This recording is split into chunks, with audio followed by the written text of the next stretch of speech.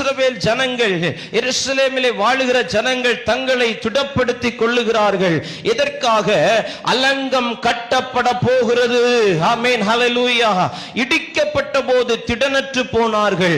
ஆமென். எருசலேம் அலங்கம் இடிக்கப்பட்டு, எருசலேம் தேவாலயம் சுட்டரிக்கப்பட்டு, அதனுடைய அலங்கம் எல்லாம் இடிக்கப்பட்டு, அதில் இருந்த வாலிபர்கள் எல்லாம் கொள்ளையாடப்பட்டு அந்நிய தேசத்துக்கு அடிமைகளாய் கொண்டு போகப்பட்ட போது, இனி நமக்கு ஒரு விடியற்காலம் இல்லை, இனி நமக்கு ஒரு எதிர்காலம் இல்லை, மீண்டும் இந்த அலங்கம் கட்டப்பட முடியாது, மீண்டும் நாம் இந்த எருசலேமிலே வந்து கர்த்தரை தொழுது கொள்ள முடியாது, மீண்டும் களிப்பின் சத்தம், மீண்டும் ஆனந்த துதி ஒலி இந்த எருசலேமிலே கேட்கப்பட முடியாதோ என்கிற ரீதியிலே துடனற்று போனார்கள்.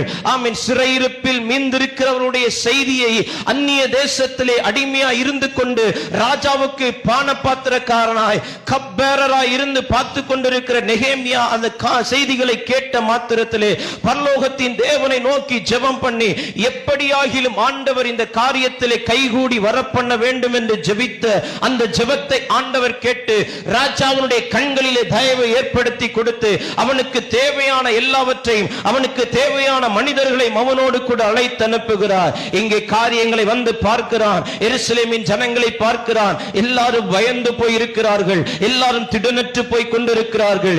இப்போ தனக்கு ஆண்டவர் சொன்னதையும், ராஜா தனக்கு சொன்ன காரியத்தையும், தான் வந்த நோக்கத்தையும் அவர்களுக்கு அறிவிக்கிறான். அந்த வார்த்தைகளை கேட்ட உடனே ஜனங்கள் தங்களை தாங்களே திடப்படுத்திக் கொள்ளுகிறார்கள். எதற்காக என்றால், இத்தனை காலம் நிர்மூலமாக்கப்பட்ட ஒன்று, இத்தனை காலம் இடிக்கப்பட்டிருந்த ஒன்று, இத்தனை காலம் உடைக்கப்பட்டிருந்த ஒன்று, இனி அது கட்டப்பட போகிறது. சம்பவிப்பது என்னவெனில், இனி அலங்கம் கட்டப்பட போகிறது. இனி உன் வாழ்க்கை கட்டப்பட போகிறது. வாலிப தம்பி, வாலிப தங்கச்சி, சகோதரா, சகோதரி, இதுவரைக்கும் இடிக்கப்பட்ட உன் வாழ்க்கை, இதுவரைக்கும் நிர்மூலமாக்கப்பட்ட அலங்கங்கள், இதுவரைக்கும் சூறையாடப்பட்ட பகுதிகள், இதுவரைக்கும் திறப்புண்டாகப்பட்ட காரியங்கள் எல்லாம் கர்த்தருடைய கிருபையினால் கட்டப்பட போகிறது. எனவே நீ உன்னை திடப்படுத்திக் கொள். ஆமென், ஹல்லேலூயா.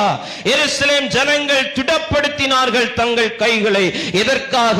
வேலை நடக்க போகிறது, காரியம் கைகூடி வரப்போகிறது, அலங்கம் கட்டப்பட போகிறது. இடிக்கப்பட்டது ஒரு காலம் என்றால், கட்டப்படுவதற்கும் ஒரு காலம் உண்டு. ஒவ்வொன்றுக்கும் ஒவ்வொரு காலம் உண்டு என்று வேதம் சொல்லுகிறது. இடிக்க ஒரு காலம், இது கட்டுகிற காலம். ஹல்லேலூயா. இது கட்டுகிற காலம், இது கட்டுகிற காலம். உன் எதிர்காலத்தை கர்த்தர் கட்டி எழுப்புவார். உன் வீட்டை கர்த்தர் கட்டி எழுப்புவார். உன் பிசினஸை கர்த்தர் கட்டி எழுப்புவார். உன் குடும்பத்தை கட்டி எழுப்புவார். நிர்மூலமானவைகளை கட்டுகிறவர் நம்முடைய தேவன். இந்த காலை வேளையிலே உன்னை நீ திடப்படுத்திக் கொள். விழுந்து போன உன் கூடாரத்தை மறுபடியும் எடுப்பித்து கட்டுகிற நாட்கள் வந்திருக்கிறது. விழுந்து போன தாவீதின் கூடாரத்தை மீண்டும் கட்டி எழுப்புகிற நாட்கள் வந்திருக்கிறது. எனவே தேவ ஜனமே, உங்களை நீங்களே திடப்படுத்திக் கொள்ளுங்கள். இந்த நல்ல வேலை தொடங்க போகிறது. ஆமென். சம்பவிப்பது என்னவெனில், எருசலேம் அலங்கம் கட்டப்படும்.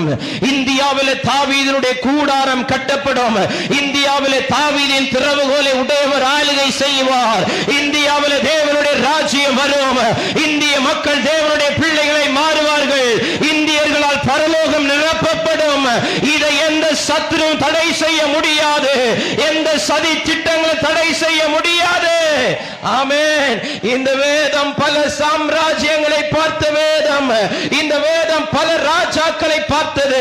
பார்த்தவர்கள் எல்லாம் மடிந்து போனார்கள். இன்று வரைக்கும் இந்த வேதம் நிலைத்திருக்கிறது. இன்று வரைக்கும் இதன் வார்த்தைகள் நிலைத்திருக்கிறது. இன்று வரைக்கும் சொல்லப்பட சத்தியங்கள் நிலைத்திருக்கிறது. இனியும் அதுதான் சம்பவிக்கும். ஆமென்.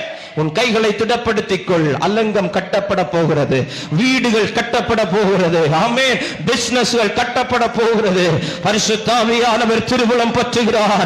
காதுள்ளவன் காதுள்ளவள் கேட்க கடவுள். இடிக்கப்பட்டவைகள், நிர்மூலமாக்கப்பட்டவைகள், அழிக்கப்பட்டவைகள், மீண்டும் எழும்ப முடியாது என்று சொன்னவைகள், மீண்டும் கட்டப்படாது என்று சொன்ன காரியங்கள் எல்லாம் இந்த காலவேளையிலே ஆவியானவர் கட்ட போகிறார். உன்னை நீயே திடப்படுத்திக் கொள்.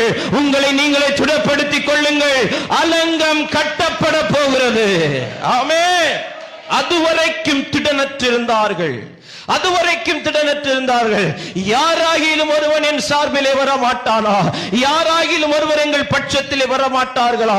நெகேமியா போன உடனே, நெகேமியா அந்த தரிசனத்தை சொன்ன மாத்திரத்தில், நெகேமியா ராஜா அனுப்பின விதத்தை, ராஜா அவனுக்கு செய்திருக்கிற காரியங்களை சொன்ன உடனே தங்களை திடப்படுத்திக் கொண்டார்கள்.